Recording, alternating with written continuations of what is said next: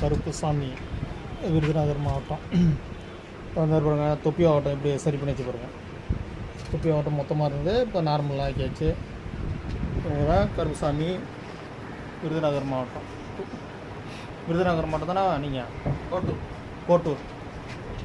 கோட்டூர் விருதுநகர் மாவட்டத்திலேருந்து வந்தாங்க. ஒரு மாவட்டம் மொத்தமாக இருந்தது, தொப்பி மாவட்டம். இப்போ லெவல் பண்ணி உள்ளார தொப்பி பக்கம் ரெடி பண்ணியாச்சு. அடுத்தது வலந்தலை பக்கம் ரெடி பண்ணிட்டு காமிக்கிறேன். போட்டாச்சு. இப்போ கருப்புசாமி கட்டை. இப்போ அடுத்தது வலந்தலை பக்கம் பாலிஷ் போட்டு காமிக்கிறேன். தொப்பி ரெடி பண்ணியாச்சு.